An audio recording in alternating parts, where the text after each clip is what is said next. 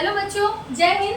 तो आज से हम लोग क्लास 8 का चैप्टर 1 पढ़ेंगे, जिसका टाइटल क्या है? फसल उत्पादन एवं प्रबंधन। क्या नाम है? फसल उत्पादन एवं प्रबंधन। देखो बाबू, जैसा आप लोग चैप्टर का टाइटल पढ़ के ही आप लोगों को लग रहा होगा आज हम लोग किसके बारे में पढ़ने वाले हैं? फसल के उत्पादन के बारे में पढ़ने वाले हैं। ठीक है, तो चलो शुरू करते हैं। देखो बाबू, आपके जो चैप्टर की शुरुआत होती है वो बूझो से होती है। बूझो क्या करता है कि गर्मी की छुट्टी रहती है, वो कहाँ पर जाता है? अपने चाचा के घर पर जाता है। वो देखता है वहाँ पर कि खेतों में उनके जो चाचा जी थे वो कई औजारों का इस्तेमाल कर रहे थे, जैसे कि हसिया, खुरपी, दराती। ठीक है, ऐसे जो खेती करने के लिए जो औजार हैं जो इस्तेमाल किए जाते हैं उनको बूझो क्या करता है? देखता है। फिर बूझो के मन में एक सवाल आता है। वो सवाल क्या होता है कि मैं जानना चाहता हूँ कि हम इन औजारों का उपयोग कहाँ और कैसे करते हैं। उसके मन में सवाल आता है जब वो हसिया को, दराती को, खुरपी को देखता है कि इन सब औजारों का इस्तेमाल कहाँ पर होता है। फिर उसके चाचा जी बताते हैं कि बूझो, ये जो औजार है इनका इस्तेमाल हम लोग खेतों में खेती करने के लिए करते हैं, जैसे फसलों की कटाई करने के लिए हसिये का, निराई करने के लिए खुरपी का, कुदाली का, ऐसे कई औजारों का हम इस्तेमाल करते हैं। ठीक है, चलो आगे देखो। देखो बाबू, जैसा कि आप लोगों को पता है, हम जितने भी जीव जंतु हैं अपने भोजन के लिए, अपने फूड के लिए किस पे डिपेंड करते हैं? प्लांट्स पे डिपेंड करते हैं। ठीक है, डायरेक्टली और इनडायरेक्टली तरीके से हम किस पे डिपेंड करते हैं? प्लांट्स पे। ठीक है, हमें हमारा खाना उन्हीं के द्वारा प्राप्त होता है। क्यों? क्योंकि हम अपना खाना खुद नहीं बना सकते हैं। ठीक है, अब देखो बाबू, एक तो हमें अपना भोजन पौधों के द्वारा मिलता है, दूसरा या तो हम किसी जीव जंतु को मारकर अपना पेट भर सकते हैं। ठीक है, तो अब देखो बाबू, हम भोजन किए, हमें क्या मिली? ऊर्जा मिली। अब इस ऊर्जा का इस्तेमाल कहाँ पर किया जाता है? तो ऊर्जा का इस्तेमाल सांस लेने के लिए, यानी कि श्वसन क्रिया करने के लिए, रेस्पिरेशन के लिए किया जाता है। दूसरा डाइजेशन के लिए। ये जो एनर्जी वो किस लिए होता है? आप लोग बैठे हो सबके सब पर फील हो रहा होगा, मतलब भूल जाते हो आप लोग कि हमारी सांसें जो है वो कंटिन्यू चलती रहती हैं। तो ये जो सांसें आपकी चल रही है, इनको ऊर्जा कहाँ से मिलती है? जो आप भोजन करते हो उसी के द्वारा ये ऊर्जा आपको प्राप्त होती है, जिसके द्वारा आपकी श्वसन क्रिया क्या होती है? चलती है। दूसरा, आपका खाना पेट के अंदर क्या होता है? डाइजेस्ट होता है। उसको एनर्जी, हमारे डाइजेशन सिस्टम को एनर्जी कहाँ से मिलता है? जो हम खाना खाते हैं उसी के द्वारा हमारे डाइजेशन सिस्टम को एनर्जी मिलता है। ठीक है, तो श्वसन करने के लिए, पाचन करने के लिए और उत्सर्जन करने के लिए, यानी एक्सक्रीशन के लिए। ठीक है, यानी जो हम खाते पीते हैं, हमारा जो वेस्ट मटेरियल होता है वो बाहर निकलता है, उसके लिए भी किसकी जरूरत होती है? एनर्जी की जरूरत होती है। ठीक है, तो इन सभी के लिए हम भोजन करते हैं, जिससे हमें ऊर्जा मिलती है और ये सारी प्रक्रिया संपन्न होती है। ठीक है, अब देखो बाबू, भारत एक बहुत ही विशाल देश है, बहुत ही वास्ट कंट्री है। ठीक है, अब इतने सारे पॉपुलेशन को बहुत ज्यादा अनाज की जरूरत होगी। ठीक है, तो इनको अनाज उपलब्ध कैसे कराया जाए? सही बात है ना, मतलब कैसे इतनी सारी जनसंख्या को एक साथ सबको प्रॉपर तरीके से अनाज जो है वो मिल जाता होगा। तो इस चैप्टर में हम लोग बाबू यही पढ़ेंगे कि फसलों का उत्पादन कैसे होता है और उनका प्रबंधन कैसे होता है और उनका डिस्ट्रीब्यूशन कैसे होता है, यानी कैसे लोगों तक, मतलब पूरे देश की जनसंख्या तक अनाज जो है वो भली भांत पहुंच पाता है। ठीक है, चलो आगे देखते हैं। आज तो बारिश की वजह से बहुत ज्यादा लीक कर रहा है, सब बुक्स खराब हो जा रही हैं। आप लोग तो ठीक हो ना, कंफर्टेबल हो ना? ठीक है बाबू, चलो आगे देखो बाबू। एक शुरू करने से पहले एक बूझो का सवाल है वो खत्म कर लेते हैं। अगर बूझो का सवाल मुझसे कहीं स्किप हो जाए तो आप लोग बताना कि दीदी बूझो या पहेली का कोई सवाल है। ठीक है, जिससे चैप्टर के दौरान बूझो या सहेली के एक भी सवाल छूटने नहीं चाहिए। ठीक है, चलो आगे देखते हैं। क्योंकि हम सभी को भोजन की आवश्यकता होती है, अतः हम अपने देश के इतने अधिक लोगों को भोजन किस प्रकार उपलब्ध करा सकते हैं? जैसा मैंने अभी बोला, बूझो का सेम सवाल है कि हर किसी को किसकी आवश्यकता होती है? भोजन की आवश्यकता होती है। तो इतने बड़े देश में इतनी बड़ी जनसंख्या को भोजन कैसे उपलब्ध कराया जाता होगा? तो बस वही फसल का उत्पादन, उनके प्रबंध और उनके वितरण के बारे में हम इस चैप्टर में कंप्लीटली डिस्कस करेंगे। ठीक है, फिर एक सवाल है शायद पहेली का, या पहेली कुछ कहना चाहती है, भोजन का बड़े स्तर पर उत्पादन करना आवश्यक है।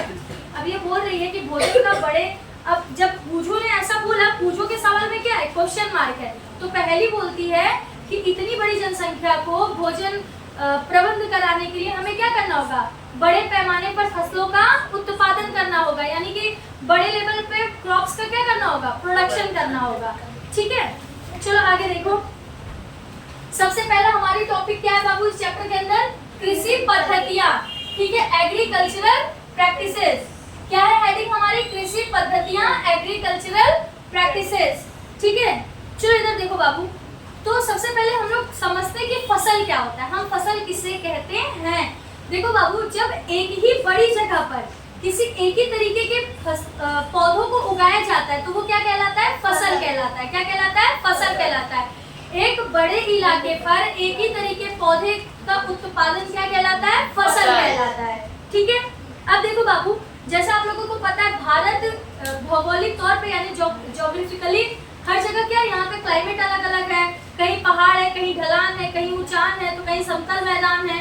ठीक है, तो आप लोगों को पता है कि भौगोलिक विभिन्नता के कारण यहाँ पर अलग अलग स्टेट में अलग अलग तरीके के अनाज उगाए जाते हैं। मिट्टी जिस तरीके की है, जैसे कहीं पे काली मिट्टी पाई जा रही है, कहीं पे पीली मिट्टी पाई जा रही है, कहीं पे लाल मिट्टी पाई जा रही है, तो उनकी फर्टिलिटी के आधार पर भी अनाजों को क्या करते हैं? हम पैदा करते हैं, मतलब अनाजों को हम उगाते हैं। तो ठीक है, अब इस तरीके से पता है क्या किया गया बाबू? फसलों को हमारे दो हिस्सों में बांटा गया। दो सीजन के, मतलब पूरे साल भर में कितने सीजन आते हैं? 3 सीजन। ठीक है, ठंडी, गर्मी और बरसात, जिसमें से फसलों को हम लोगों ने 2 सेक्शन में बांट दिया बाबू। एक हम लोग कहते हैं खरीफ फसल और दूसरा हम लोग कहते हैं रबी फसल। अब इसमें ठंडी, गर्मी और बरसात तीनों महीनों को हम लोगों ने क्या कर दिया है? मिक्स कर दिया है। क्या कर दिया है? मिक्स कर दिया है। ठीक है, आ जाओ आ जाओ आ जाओ। कैसे लेट हो गया? आटा पिसवाने? अरे जाते हो बाबू, लेकिन टाइम तो देखो। चलो चलो जल्दी बैठो, क्लास चल रही है आपकी।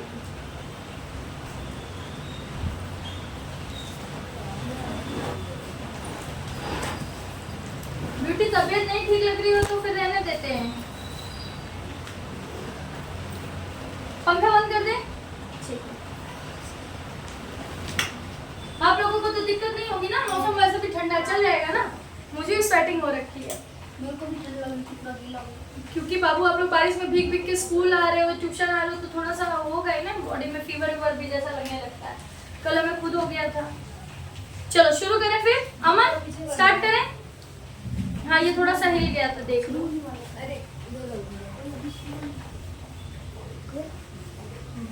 ठीक है, चलेगा ना? नहीं तो पॉज करके फिर कर दो स्टार्ट। ठीक है ना? चलो ठीक है, चलो शुरू करते हैं बाबू। देखो ठीक है, जैसा मैंने अभी क्या बताया, भारत में भौगोलिक विभिन्नता पाई जाती है, जिसकी वजह से अलग अलग जगह पर अलग अलग तरीके के फसल बोए जाते हैं। लेकिन उसमें भी ठीक है, उसमें भी क्या किया गया बाबू? फसलों को 2 तरीके से बांटा गया है। एक कहा जाता है खरीफ फसल, दूसरा कहा जाता है रबी फसल। ठीक है, सीजन कितने होते हैं? 3। लेकिन इन तीनों सीजन में अलग अलग फसल नहीं उगाए जाते बाबू। तीनों को मिक्स करके टोटल 12 महीने में सिर्फ 2 फसलें बनाई गई हैं, एक खरीफ फसल और दूसरा रबी फसल। अब देखो बाबू, सबसे पहले समझते हैं खरीफ फसल कब से कब तक शुरू होती है। बारिश कब से शुरू हो जाती है? जून से। और कब खत्म होती है? सितंबर में। तो जून से लेकर सितंबर तक। कब से कब तक? जून से लेकर सितंबर तक। कौन सी फसल उगाई जाती है? खरीफ फसल। कौन सी फसल? खरीफ फसल।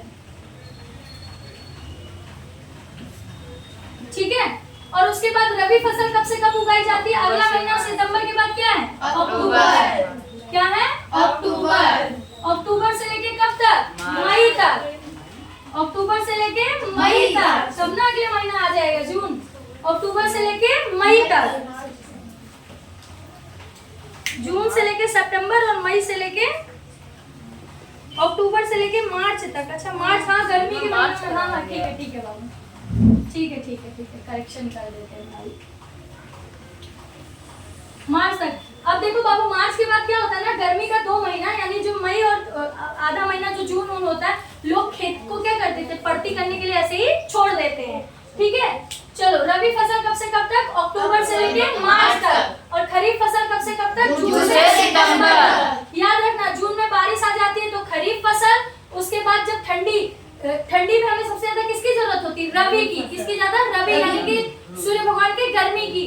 तो अक्टूबर से कौन सी फसल? रबी फसल। क्योंकि ये तो पता चल जाता है बच्चों की कि फसलों के उत्पादन को दो सेक्शन में बांटा गया। कौन कौन सा? खरीफ फसल और रबी फसल।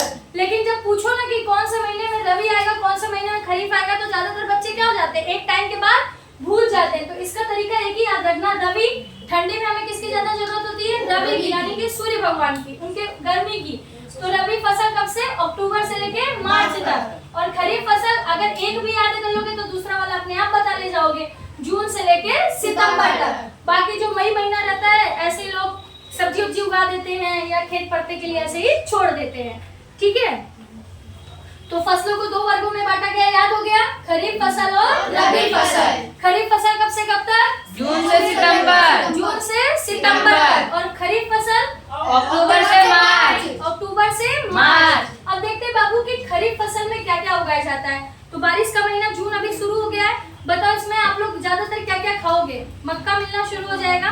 देखो बाबू, जो सिटी रहता है यहाँ पर क्या होता है कि शहरों में जो माल अभी आप लोगों को सप्लाई होगा ये ऑलरेडी 1-2 महीना पहले ही बो दिया जाता है, तो अभी कट कर आता है, तो जिसकी वजह से आप लोगों को इजीली अवेलेबल हो जाता है। लेकिन गांव में अभी महीने 1.5 महीने के अंदर ही मकाई वकाई बोए गए होंगे और आपको खाने को कब मिलेगा? अगस्त और सितंबर में, जो एक्चुअली फार्मिंग होती है। समझ रहे हो ना बात? क्योंकि बच्चों के मन में डाउट आएगा कि दीदी खरीफ फसल तो जून से सितंबर के बीच में होती है, तो हमारे यहाँ तो मकई तो ऑलरेडी बिकना चालू हो चुका है, तो मकई कैसे अवेलेबल हुआ?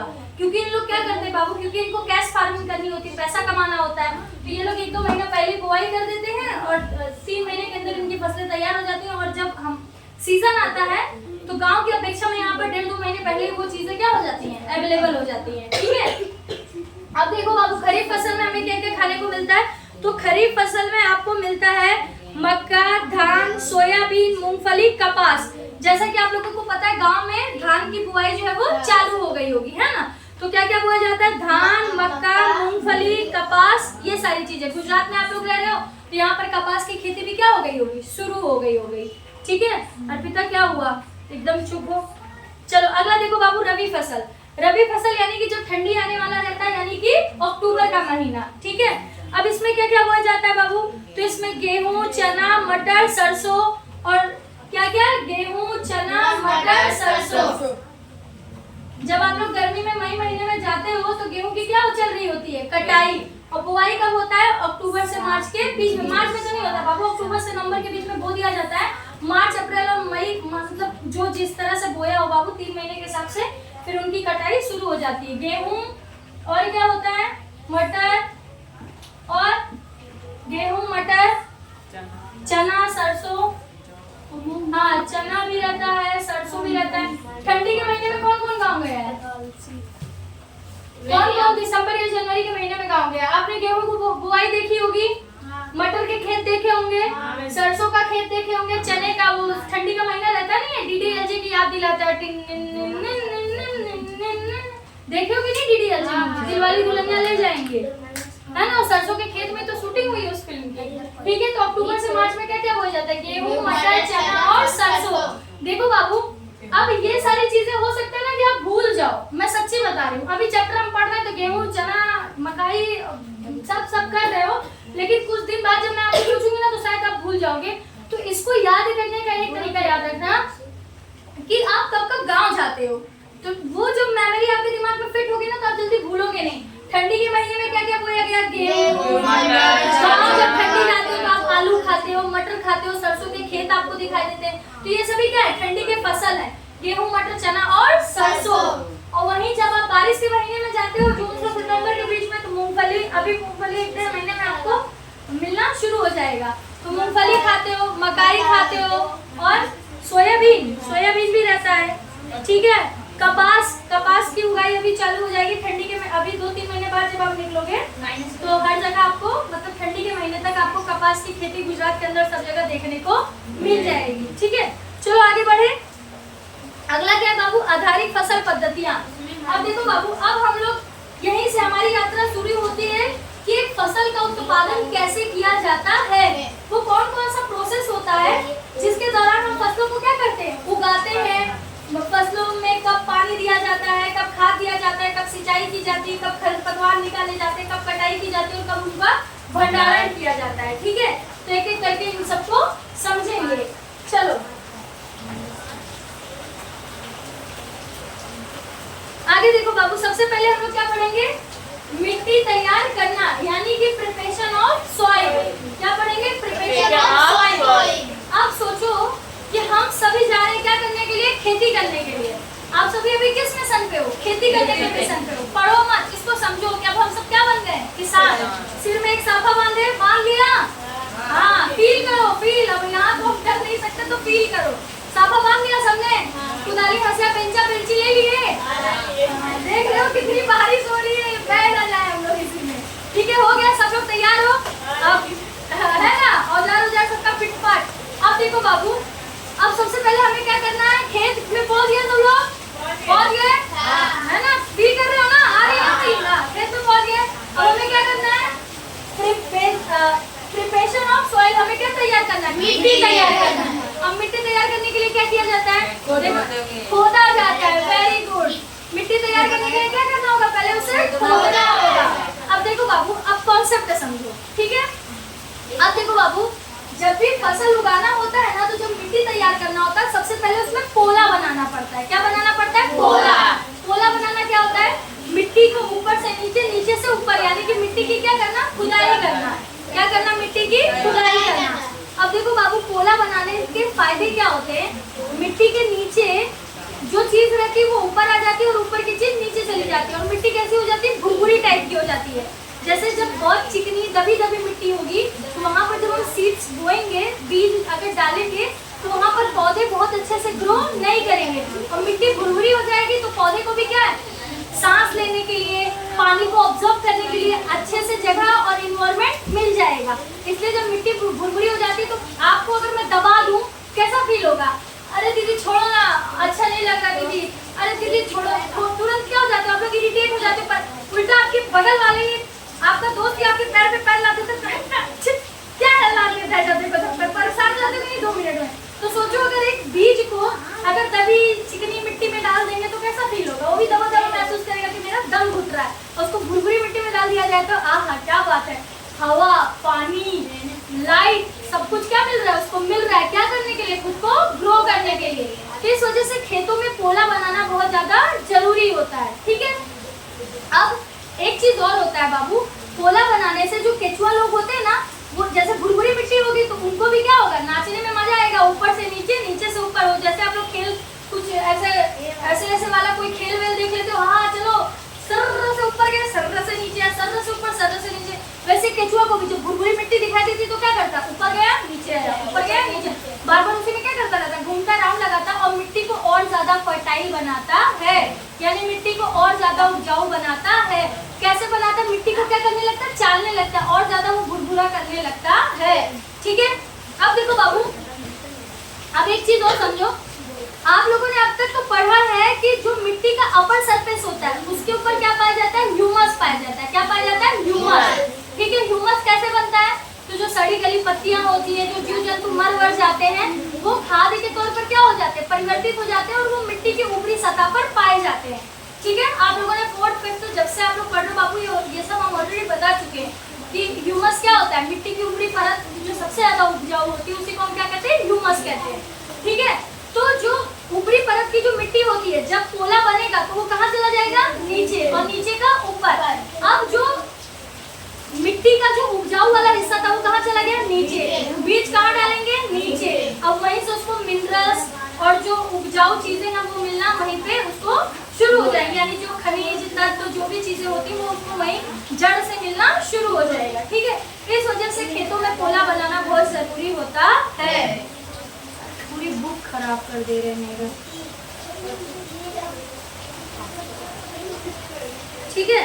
अब देखो बाबू, अब तो हम लोगों ने नॉर्मली अभी समझा कि इसको कहते हैं पोला बनाना। जब मिट्टी को उलटते पलटते हैं, ऊपर नीचे करते हैं, तो क्या कहलाता है, पोला बनाना, पोला, ठीक है? अब देखो बाबू, बहुत चूर रहा है भाई, ठीक है? अब इसी पोला बनाने को बाबू जब हम बड़े पैमाने पे जब करते हैं, यानी बड़े से खेत को जब हम उलटते पलटते हैं, तो वो क्या कहलाता है, जुताई। क्या कहलाता है, जुताई। अभी तक आप सबके दिमाग में क्या चल रहा था, मिट्टी को उलटना पलटना, केचुआ ऊपर नीचे किया और उसको पोला बना दिया। तो अभी थोड़ी सी मिट्टी को हम विजुअलाइज कर रहे थे, इमेजिन कर रहे थे। अब सोचो जो बड़े पैमाने पे इन्हीं मिट्टियों को उलटना पलटना हो, ठीक है, तो वो क्या कहलाएगा, जुताई कहलाएगा। क्या कहलाएगा, जुताई। तो इसी जुताई के द्वारा खेतों में पोला बनते हैं, जिसमें केचुए जो कि किसान के मित्र होते हैं, वो मिट्टी को और ज्यादा उपजाऊ बनाते हैं, ठीक है? और पोला बनाना क्यों जरूरी होता है वो भी मैंने बता दिया कि मिट्टी के ऊपरी परत पे ह्यूमस होता है, जो मिट्टी की जड़ों में चला, मतलब मिट्टी के नीचे हिस्से में चला जाता है, और जब बीज नीचे जाता है तो उसको वो पूरी जो पोषक तत्व होते हैं वो उसको मिल पाते हैं। ठीक है, चलो अगला देखो बाबू। अब देखो बाबू, कभी कभी क्या होता है ना कि जुताई करने से पहले ना खेतों में खादों का छिड़काव किया जाता है। क्या किया जाता है? खादों का छिड़काव। क्यों खादों का छिड़काव किया जाता है? जो हाँ बोलो बैक्टीरिया ना हो। नहीं, खाद जर्म्स बैक्टीरिया को मारने के लिए नहीं होता है। खाद इसलिए होता है जिससे मिट्टी को और ज्यादा पोषक तत्व मिल सके। ठीक है, इस वजह से खेत जोतने से पहले क्या किया जाता है? उनमें खादों का छिड़काव कर दिया जाता है। एक तो ये रीजन है कि मिट्टी को पोषक तत्व की जरूरत थी तो हमने खाद का छिड़काव कर दिया। अगली चीज, कोई और फायदा है कि क्यों जुताई से पहले ही हम खाद डालते हैं? नहीं बाबू, देखो जो खाद है क्या लॉजिक दे रहे हो आप लोग, मतलब अब देखो खाद किस लिए डाला जाता है? जिससे मिट्टी को और पोषक तत्व मिले और एनर्जी मिले, उसमें और न्यूट्रिशन मिल जाए। ठीक है ना? अब इधर देखो होता क्या बाबू, जुताई से पहले जब हम खाद डाल देते हैं ना, तो अब जब जुताई होगी तो जो खाद है वो कहाँ चला जाएगा? नीचे उल्टेगा पलटेगा, उसी में मिट्टी में अच्छे तरीके से क्या हो जाएगा? मिक्स हो जाएगा। तो जो पौधा बीज डालने के बाद जब हम खाद डालते हैं, उससे अच्छा है अगर हम पहले डालते तो मिट्टी पहले से ही क्या हो जाएगी? उपजाऊ हो जाएगी। और जब उसमें दाना छिड़केंगे तो थोड़े से ही एफर्ट्स में हमारा पौधा अच्छे से उग जाएगा, ग्रो कर जाएगा। ठीक है, ऐसे पहली बात तो सुस्त मत रहो। मैं हमेशा बोलती हूँ पढ़ते टाइम अपने कान को, अपनी आँख को और अपनी जुबान को, तीनों चीजों को क्या रखो? एक्टिव रखो, और अपने ब्रेन को भी। ठीक है, नहीं तो चीजें क्या हो जाएंगी? समझ में नहीं आएंगी, दिमाग कहीं और चला जाएगा। अगर आप कंटिन्यू बोलते रहोगे, जुबान आपकी चलती रहेंगी, तो आपका ध्यान इधर उधर भटकेगा नहीं तो पता चले यहाँ पर हम खेती करना सिखा रहे हो और आप लोग सोच रहे हो मम्मी पता नहीं इस बारिश में अकेले अकेले पकौड़ा बना के छोटे भाई बहन को मैं खिला दे रही हूँ, मैं यहाँ ट्यूशन में खेती करना सीख रही हूँ। घाटा लग जाएगा कि नहीं? तो दिमाग पानी पूरी और इन सब में मत लगाओ पकौड़ी में कि छुट्टी होगी अस्पताल चलेंगे पानी पूरी खाने, बारिश हो रही मजा आएगा। नहीं, पानी पूरी मजा नहीं आएगा, पकौड़ी खाएंगे, समोसा खाएंगे ना। ये तो मत सोचो बाबू, एक्टिव रहो क्लास के दौरान। ठीक है, तो इतना समझ में आ गया बाबू। इस वजह से खाद जो है वो कभी कभी जुताई करने से पहले किसान लोग खेतों में मिक्स करते हैं। चलो अगला टाइटल क्या है बाबू? अगला टाइटल लिखे नहीं, चलो इसमें बता देते हैं। अगला है बाबू कृषि औजार। अब देखो, अब हम लोग जुताई पढ़ रहे थे, ठीक है, फार्मिंग टूल्स होगा, एग्रीकल्चरल टूल्स ना, इम्प्लीमेंट्स। ओके ठीक है, टूल्स कोई बाबू बड़ी क्लास में होंगे तो आप लोग इम्प्लीमेंट्स बोलते हैं, बाकी दोनों का मीनिंग सेम ही है। ठीक है, चलो आगे देखो। मेरी हालत खराब हो रही है गर्मी की वजह से, चला लो ब्यूटी पंखा।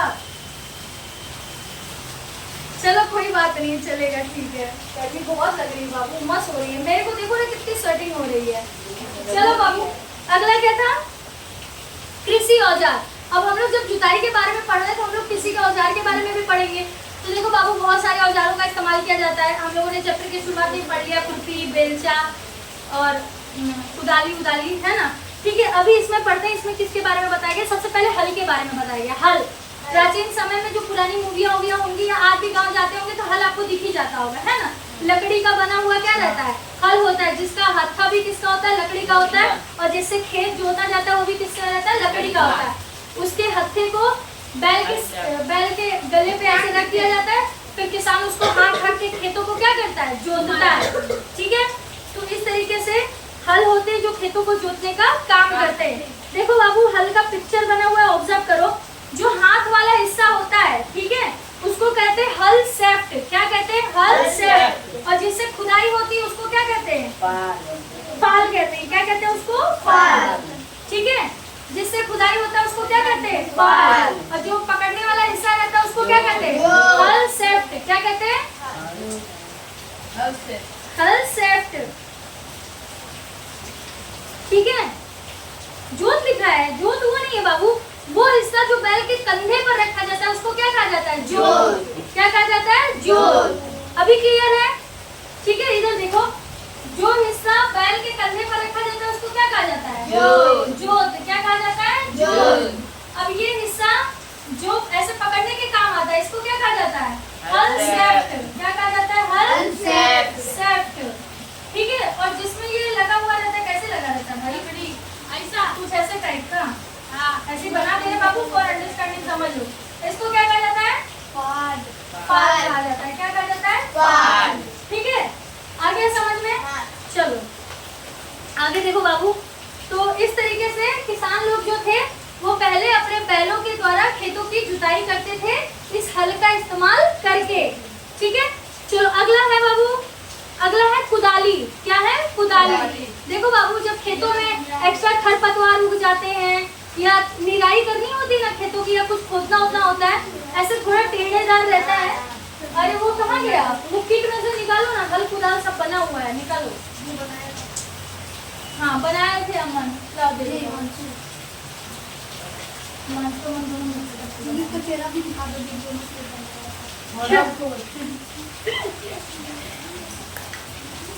ये हमारा फावड़ा बाबू। क्या है ये? फावड़ा है ना। इससे क्या ऐसे होता है?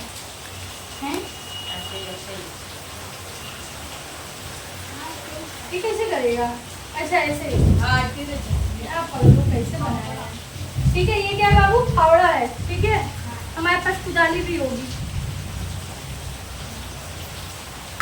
ये रही, ये क्या है? हमारी कुदाली है ना। कुछ इस तरीके से करके क्या होता है? हमारी कुदाली होती है जो किसी भी चीज को गोड़ने या खोदने के काम आती है। ठीक है, ये हटा लो बाबू। चलो अब देखो बाबू, अभी तक हम लोगों ने हल में क्या पढ़ा? जो इसका पकड़ने वाला हिस्सा होता है, हल सेफ्टी किसका बना होता है? लकड़ी का। और जिससे खेत को खोदा जाता है वो भी किसका बना हुआ रहता है? लकड़ी का। लेकिन कुदाली में एक चीज डिफरेंस हो जाती है, कुदाली में एक चीज अलग हो जाती है। वो क्या है कि जो डंडी रहता है वो लकड़ी का रहता है, और जिससे खोदा जाता है वो किसका रहता है? लोहे का रहता है। किसका रहता है? लोहे का। ठीक है, चलो अगला देखो बाबू, अगला है कल्टीवेटर के बारे में पढ़ेंगे। किसके बारे में? कल्टीवेटर के बारे में। अब देखो बाबू, आप सभी ने देखा होगा कि ट्रैक्टर के पीछे एक खेत को जोतने के लिए लोहे की ऐसे मशीन जैसी लगी रहती है। ठीक है, उसी को हम क्या कहते हैं? कल्टीवेटर कहते हैं। जो खेतों को किसके काम आता है? जुताई करने के काम आता है। जो ड्राइवर भैया रहते हैं गाड़ी पे बैठ जाते हैं और ट्रैक्टर घूमता रहता है और खेत अपने आप जुतता चला जाता है। ठीक है, जब पिक्चर में सब लोग ऑब्जर्व कर लो, कल्टीवेटर को ट्रैक्टर द्वारा चलाते हुए। तो इसका इस्तेमाल किस लिए किया जाता है? आंसर दो, इसका इस्तेमाल किस लिए किया जाता है? कल्टीवेटर का जुताई करने के लिए। किस लिए? जुताई करने के लिए। अगला हम किसके बारे में पढ़ेंगे? बुआई के बारे में। अगला टॉपिक हमारा क्या है? बुआई। ठीक है, अब देखो बाबू, कृषि औजार में हमने क्या पढ़ा? हल। कृषि औजार में हमने क्या पढ़ा? हल। फिर हमने क्या पढ़ा? फिर हम लोगों ने पढ़ा कुदाली के बारे में। किसके बारे में? कुदाली के बारे में। हल पढ़ा, कुदाली पढ़ा, और उसके बाद पढ़ा कल्टीवेटर। किसके बारे में? कल्टीवेटर। ठीक है, तीनों चीजें समझ में आ गई। हल लकड़ी का बना होता है, उसका हत्था भी, और उसका जो पकड़ने वाला हिस्सा होता है वो भी, जो बैल के ऊपर रखा जाता है वो भी। जो बैल के ऊपर रखा जाता है उसको जोत कहते हैं, जो पकड़ने वाला हिस्सा होता है वो हल सेट होता है, और जो खेत जोतता है उसको हम पाल कहते हैं। कुदाली जो होता है, जो डंडी रहता है लकड़ी का, और जिससे खोदते हैं वो लोहे का। कल्टीवेटर एक लोहे की छड़ जैसा हिस्से वाला मशीन जैसा होता है जो खेतों को जोतने के काम आता है। चलो अब अगला पढ़ते हैं बाबू बुआई के बारे में। ठीक है, अब देखो बाबू, जब बुआई यानी कि सोइंग, क्या कहते हैं बुआई को? सोइंग। अब देखो बाबू, किसी भी फसल को पैदा करने के लिए उसका जो सबसे इम्पोर्टेंट चरण होता है, जो सबसे इम्पोर्टेंट पार्ट होता है वो क्या होता है? बुआई करना होता है। क्यों? क्योंकि जो सीड होते हैं वही इम्पोर्टेंट रोल प्ले करते हैं प्लांट को उगाने में। ठीक है, अब होता क्या है बाबू कि जब भी हमें बड़े पैमाने पर जब हम फसलों को उगाते हैं तो हमें बहुत हेल्दी और स्वस्थ बीजों की जरूरत होगी। अब हमें ये हेल्दी और स्वस्थ बीज कहाँ से मिलेंगे? तो देखो बाबू, जो भी हमारे पास बीज होता है जो हम बोने के लिए जाते हैं, सबसे पहले हम क्या करते हैं? उसको चाल लेते हैं। ठीक है, क्या कर लेते हैं? चाल लेते हैं। गाँव में चलनी वालनी आप लोग देखे होंगे ना, दादी लोग ऐसे ऐसे करके ढरकती रहती है। हाँ, तो वही चलनी ले लेंगे। चलनी से क्या करेंगे? जो मरे हुए दाने होते हैं वो सब क्या हो जाते हैं? झड़ जाते हैं, नीचे की तरफ गिर जाते हैं। दूसरा कौन सा तरीका है? दूसरा तरीका है बाबू कि उस दाने को क्या कर दो? भिगो दो। दाने को क्या कर दो? भिगो दो। भिगोने के बाद जो मरे अनहेल्दी दाने होंगे वो अपर सरफेस पे क्या करने लगेंगे? तैरने लग जाएंगे। और बाकी जो मोटा मोटा हेल्दी दाना होगा वो कहाँ हो जाएगा? पेली में जाके नीचे बॉटम में बैठ जाएगा। ठीक है, फिर दाने होंगे उसको खेतों में ले जाकर आप छींट दो, ठीक है। तो इस तरीके से आप हेल्दी दाना बुआ कर अच्छे फसलों का उत्पादन कर सकते हैं, ठीक है। अगला देखो बाबू, यहाँ पर पहेली भी यही बोल रही है। एक दिन मैंने अपनी माँ को देखा कि माँ चने के कुछ बीज एक बर्तन में रखकर उसमें कुछ पानी डाल रही हैं। 1 मिनट पश्चात कुछ बीज पानी के ऊपर तैरने लगे। मुझे आश्चर्य हुआ कि कुछ बीज पानी के ऊपर क्यों तैरने लगे। अब क्वेश्चन है, आप लोग बताओ कि बीज जो बीज था वो पानी के ऊपर क्यों तैरने लगा। वेरी गुड, क्योंकि जो बीज था वो मर गया था, वो अनहेल्दी था, इस वजह से वो पानी के ऊपर क्या करने लगा, तैरने लगा, ठीक है। चलो आगे देखो बाबू, अब देखो बाबू, अब बुआई करने के लिए दाने कैसे चाहिए ये तो हमने पढ़ लिया कि दाना कैसा होना चाहिए, स्वस्थ रहना चाहिए, मोटा दाना रहना चाहिए, जानदार दाना रहना चाहिए, ठीक है। अब इनको बोने के लिए खेतों में कुछ तरीके अपनाए जाते हैं बाबू, यानी आप लोगों ने देखा होगा दादाजी लोग ऐसे ऐसे ऐसे करके छिड़क कर खेतों में क्या करते हैं, दाने को बोते हैं। लेकिन कुछ पारंपरिक तरीका भी है बाबू जिसके द्वारा हम अनाजों को खेतों में क्या कर सकते हैं, बो सकते हैं, ठीक है। जिसमें से सबसे पहले हम लोग वही पढ़ेंगे परंपरागत औजार के बारे में। किसके बारे में, परंपरागत औजार के बारे में, यानी कि ट्रेडिशनल टूल्स के बारे में। किसने, ट्रेडिशनल टूल के बारे में। अब देखो बाबू, ट्रेडिशनल टूल में इसी कीप का इस्तेमाल किया जाता है। पिक्चर ऑब्जर्व करो सब लोग, बैल के पीछे 2 किसान ने कीप ली हुई है, केरोसिन निकालने वाली कीप होती है ना, उसी का ये लंबे आकार का कीप दिखाई दे रहा है। अब ये क्या करते हैं बाबू, जब खेतों में बुआई का काम शुरू करना होता है ना, तो ये कीप लेके उसी में दाना गिराते हैं, दाना गिराते हैं, दाना गिराते हैं, दाना गिराते हैं, फिर कीप लेके दाना गिराते हैं, दाना गिराते हैं, दाना गिराते हैं। फिर इससे होता क्या है बाबू, कितने कितने डिस्टेंस पे उनको दाना को गिराना है, तो दाना सही सही जगह पर बैठ जाता है, ठीक है। और जैसे देखो बाबू, जब कीप डाले, दाना डाले ना, तो कीप उठाएंगे तो मिट्टी उसी पे क्या हो जाएगा, पड़ जाएगा, समझ रहे हो ना। अब देखो बुआई करते समय हमें एक चीज का बहुत ज्यादा ध्यान देना होता है बाबू, कि जब हम अनाज को खेत में फेंकते रहते हैं तो अगर अनाज ऊपर ऊपर रहेगा तो जो चिड़िया रहेंगी वो क्या करेंगे, आके छुप के उड़ जाएंगी, फिर खेतों में फसल होंगे नहीं। तो बुआई करने के बाद इस चीज का हमें ध्यान रखना होता है कि जो दाना है वो मिट्टी में क्या हो जाए, दब जाए, यानी उसी में पलट जाए। तो उसके लिए क्या होता है बाबू, जब आप कीप का इस्तेमाल करते हो तो जब कुप्पी उठाया जाता है तो मिट्टी को क्या कर देता है, उसी में पलट देता है, ठीक है। तो ये एक तरीका हो गया कि कीप का इस्तेमाल करके पूरे खेत में हम लोग क्या डालें, दाना डालें। दाना डाल के इस तरीके से सही कितने कितने जगह पे हमें दाना डालना है, इस तरीके से हम पौधों की बुआई कर सकते हैं, ठीक है। अब अगला है बाबू सीड ड्रिल। क्या है, सीड ड्रिल मशीन। सबने ऑब्जर्व किया। अब देखो बाबू, जिन बच्चों की पुरानी बुक होगी, ध्यान से समझना, जिन बच्चों की पुरानी बुक होगी वो हमेशा कंफ्यूज होते हैं कि दीदी कल्टीवेटर मशीन का भी चित्र एक जैसा है और सीड ड्रिल मशीन का भी चित्र एक जैसा है। कल्टीवेटर मशीन जो पीछे लगा हुआ है वो आपने ऑब्जर्व किया वो, और जैसा भी सीड ड्रिल मशीन दिखाई दे रहा है। अब आप लोगों की जो नई बुक प्रिंट छपी होगी बाबू, इसमें मशीन को, जो सीड ड्रिल मशीन है, इसको सही तरीके से छापा गया है। पहले दोनों मशीनें एक जैसी दिखती थी, जैसे कि मेरी बुक में ये देख लो, ये रहा कल्टीवेटर मशीन, ठीक है, और जस्ट सीड ड्रिल मशीन भी वैसे ही दिख रहा है ना। आप लोगों में डिफरेंस दिख रहा है, डिफरेंट है ना। अब देखो बाबू, सीड ड्रिल को कल्टीवेटर मशीन जैसा बनाने के पीछे का कारण भी यही है कि जैसे खेतों की जब जुताई होती है, धड़ खेतों की जुताई हुई, ठीक है। अब जो सीड ड्रिल मशीन होता है वो भी कैसा है, ऐसा है, उस पे दाना डाल दिया जाता है और वो क्या होता है, जमीन में घुसता है और दानों को क्या करता है, छोड़ते हैं। जैसे दाना गिरा, छोटे दाना गिरते चला जाता है, ठीक है। तो इस तरीके से जो बच्चे कंफ्यूज हो कि सीड ड्रिल मशीन और कल्टीवेटर एक जैसा, अब तो नहीं होंगे, पिक्चर अलग हो गई है। पहले 1-2 साल पहले बच्चे बहुत कंफ्यूज होते थे, दीदी एक ही जैसा चित्र दे रही हैं, ठीक है। तो इस तरीके से सीड ड्रिल मशीन में दाना डालकर भी खेतों में बुआई की जाती है। चलो आगे देखो, आगे पूछो का एक क्वेश्चन आ गया। क्वेश्चन क्या है, कोई बच्चा पढ़ेगा? मेरे विद्यालय की जमीन पर एक पौधशाला है।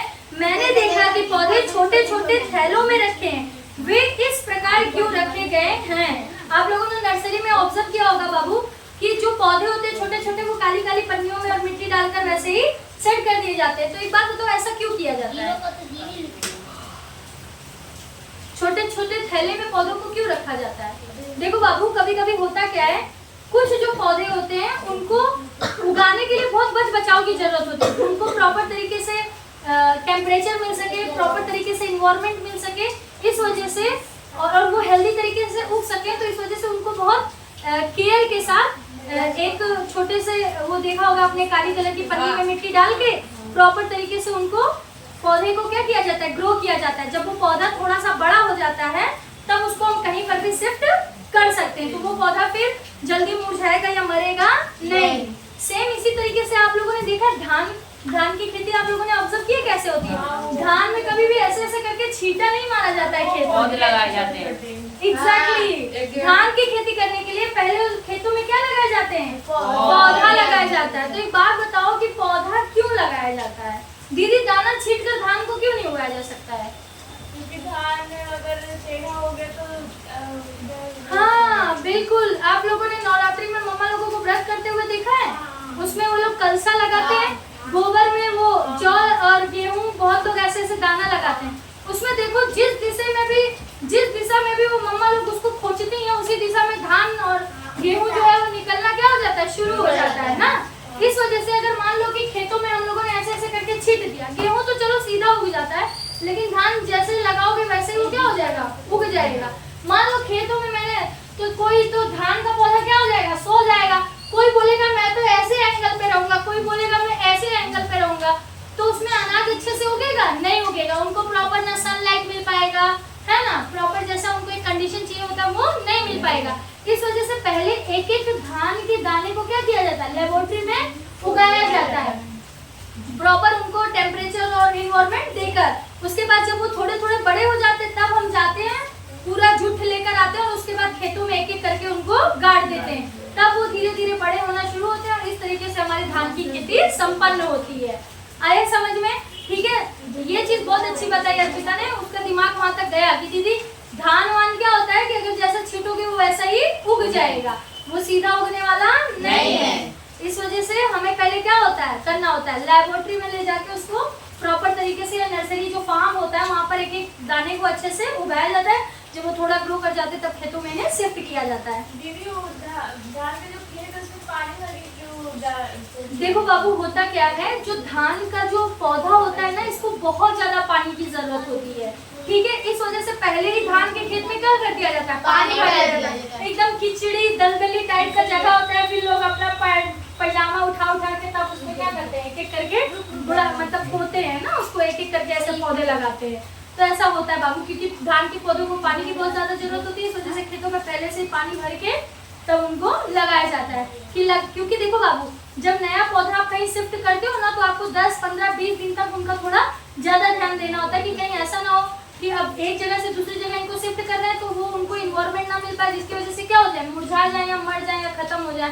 तो इस वजह से पहले इनको जो चाहिए वो पहले पूरी तरीके से क्या करवा दो, उपलब्ध करवा दो, फिर तो क्या है हमारा ये फिर बीच बीच में पानी देते रहेंगे, है ना। चलो बाबू, कोई सवाल? हाँ, आज बहुत नाराज हो, सब पगड़ा बोल दिए, इसलिए हरकतें वैसी हैं तो क्या किया जाए। हाँ, ऐसा नहीं बुलाएगा भाई कोई, सिर्फ मैं हम ही बुला सकते हैं, और कोई थोड़ी ना। हम बुला सकते हैं नहीं प्रियांशु, कि हम भी नहीं बुला सकते हैं ना, बुलाएं, बुला ले।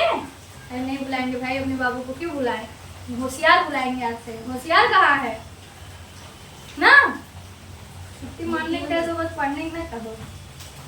बाबू 8 की पढ़ाई है, पढ़ लो, नहीं तो गवर्नमेंट स्कूल में एडमिशन नहीं मिलेगा, सबके लिए बोल रहे हैं। ठीक है, चलो अगला देखो बाबू। तो आ गया सबको अच्छे से समझ में। अब बूझो का तो हमारा हो गया था, पहेली ने कुछ कहा कि धान जैसे कुछ पौधों के बीज को अपने प्रयोगशाला में उगाया जाता है, पौधे तैयार हो जाने पर उन्हें हाथों द्वारा खेत में रोपित कर देते हैं। कुछ वन्य पौधे एवं पुष्पी पौधे भी पौधशाला में उगाए जाते हैं, जैसा हम लोग डिस्कस कर चुके हैं कि ऐसे पौधों को पहले कहाँ उगाया जाता है बाबू, फार्म में या नर्सरी में जाके उगाया जाता है या लेबोरेटरी में, फिर उसके बाद इनको खेतों में शिफ्ट किया जाता है। कुछ इसी तरीके से फूल के भी पौधे होते हैं जिनको पहले एक प्रॉपर कंडीशन में रखा जाता है, उसके बाद इनको गमलों में लगाया जाता है। ठीक है, किसी को कोई डाउट नहीं? चलो आगे बढ़ते हैं। अगला बाबू, खाद एवं उर्वरक मिलाना। क्या? खाद एवं उर्वरक मिलाना, जिसका इंग्लिश टाइटल क्या हो जाएगा, एडिंग मैन्योर एंड फर्टिलाइजर्स।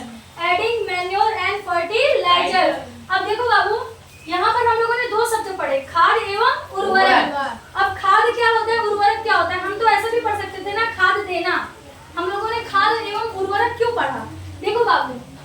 प्राकृतिक तरीके से जो हमें खाद मिलता है, जैसे जो जानवरों के अपशिष्ट होते हैं, अपशिष्ट का मतलब समझ लो, जैसे गाय और भैंस का गोबर हो गया, सड़ी गली पत्तियां हो गई, फल फूल सब्जियों के छिलके हो गए, जब वो सड़कर जो खाद बनते हैं उन्हीं को हम क्या कहते हैं, खाद कहते हैं।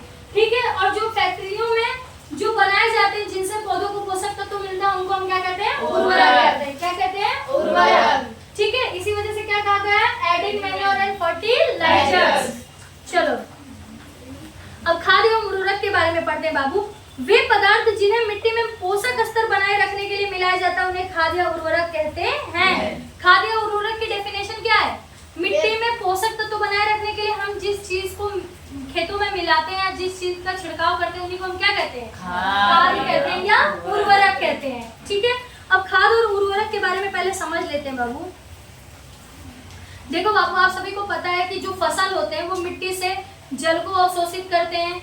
ठीक है, मिट्टी में मिले हुए जो खनिज तत्व होते हैं उनको अवशोषित करते हैं। इस तरीके से वो क्या प्राप्त करते हैं, पोषक तत्व यानी कि न्यूट्रिशन, इस तरीके से वो प्राप्त करते हैं। ठीक है, अब देखो बाबू, अगर हम टाइम पे अगर खाद नहीं मिलाते तो हमारे पौधे क्या हो जाएंगे, कमजोर हो जाएंगे।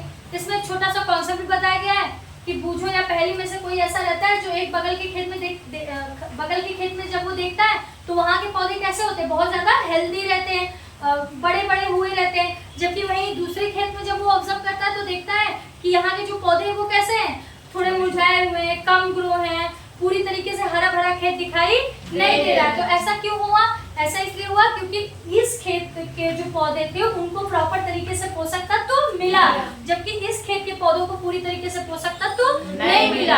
अगर पौधों को प्रॉपर तरीके से पोषक तत्व नहीं मिलेगा तो पौधे हमारे क्या हो जाएंगे, मुरझा जाएंगे और पूरी प्रॉपर तरीके से ग्रो नहीं करेंगे। इसलिए हमें टाइम पर खाद या उर्वरक देना आवश्यक होता है।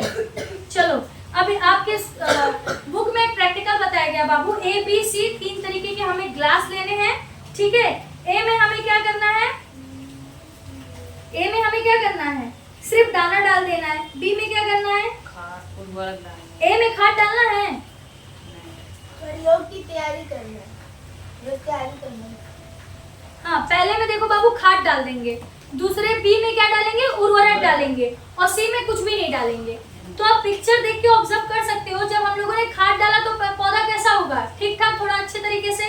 बी जिसमें हम लोगों ने उर्वरक यानी कि फर्टिलाइजर डाला तो पौधा बहुत ज्यादा अच्छे से उग गया। सी में जब हम लोगों ने कुछ नहीं डाला, पौधे को जब पूरी प्रॉपर तरीके से पोषक तत्व तो नहीं मिल पाया, तो पौधा किस तरीके से उगा हुआ है, दिखा।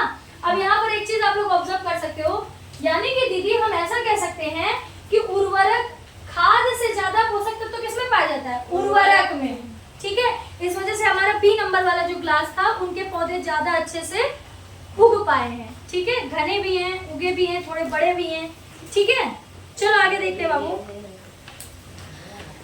अब देखो बाबू, जैसा कि मैंने आपको बताया कि एक पौधों के विकास के लिए किस किस चीज की जरूरत होती है,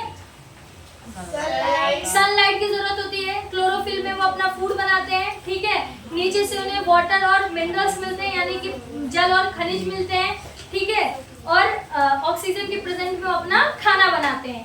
ठीक है, अब देखो बाबू, अब हमारे इन्वायरमेंट में नाइट्रोजन गैस होता है।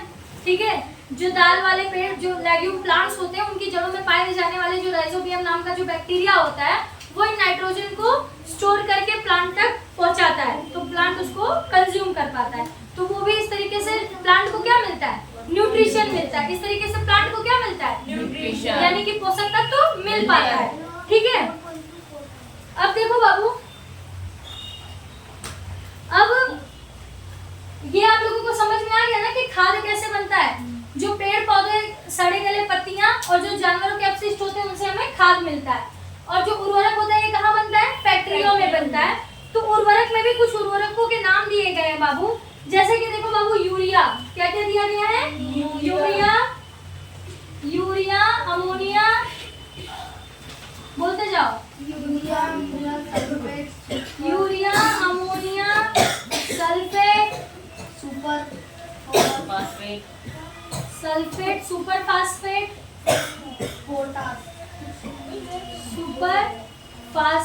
पोटास, एनपीके होगा, सुपर फास्फेट, पोटास। अगला क्या है, एनपीके, नाइट्रोजन, पोटेशियम और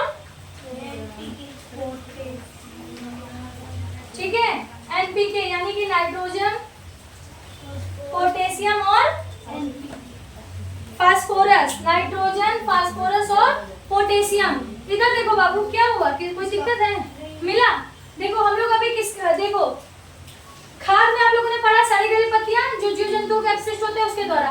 उर्वरक कहाँ बनता है? फैक्ट्रियों में बनता है। तो कुछ उर्वरक के नाम यानी कि फर्टिलाइजर के नाम क्या क्या है? Urea, ammonia, sulphate. बोलो urea, ammonia, sulphate. Urea, ammonia, sulphate. Super phosphate, potash, NPK. Super phosphate, potash, NPK. NPK में देखो बाबू नाइट्रोजन, फास्फोरस और पोटेशियम। अब एक यहाँ पे डाउट, क्वेश्चन 1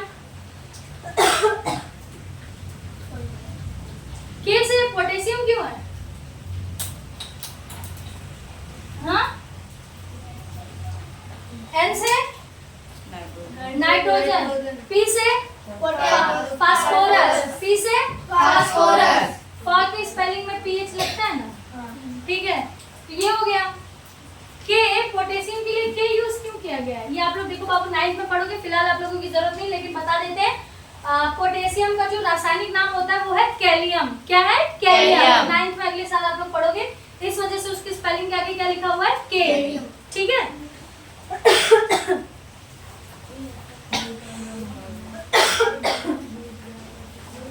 चलो, urea, ammonia, sulphate, super phosphate, potash, NPK. Super phosphate, potash, NPK.